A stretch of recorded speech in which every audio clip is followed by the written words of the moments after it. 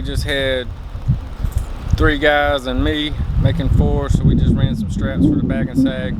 This morning we've completed this end wall, the exterior panels and insulation.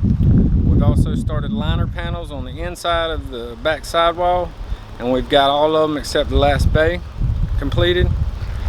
And we also got this end wall finished, the exterior panels and insulation.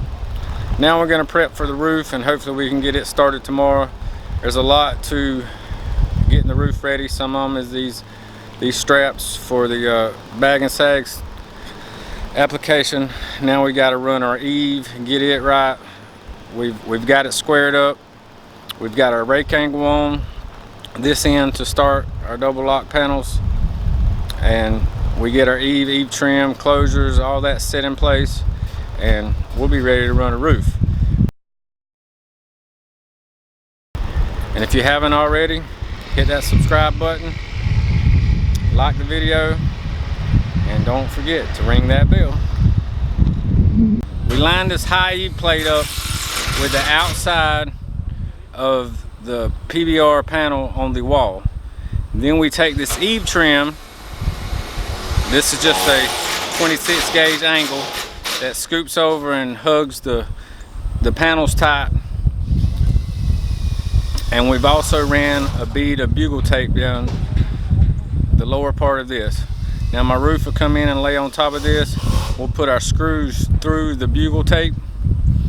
But before we do that, we've got to go back and lay it out on 2-foot centers, because that's our panel, and we have a metal closure that we will apply to this bugle tape so to be sealed up under the bottom of the closure, and then we'll have another loop of bugle tape over the top of the closure to seal the 2 panels together once we screw them.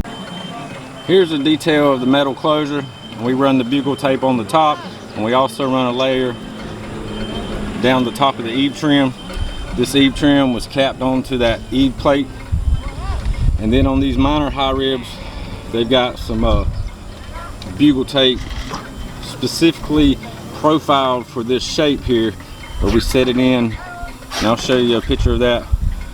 But MBCI, when I took the certification class, they said that they want to see a little bit of this bugle tape coming, oozing out of the bottom. This is a little more than what we need, but we know that we have bugle tape exposed, and this should seal up the leaks from any water rolling around off the top of the panel back up under. Shouldn't seep in here. We got these liner panels on this end wall, but we're short 2 sheets, so we'll get them tomorrow. Block layers coming tomorrow to get the front wall, and then we got half of this end wall of liner panels. This is above the offices. We're gonna have some stud framing, metal stud framing. Then the storage room starts right here, and that wall goes all the way to the ceiling, so we don't have to sheet that little section there. But then we're gonna come on down and finish up this corner in the morning, and we'll have some guys, they've got the roof prepped ready to start, so we'll start throwing some insulation first thing in the morning and get a bay covered.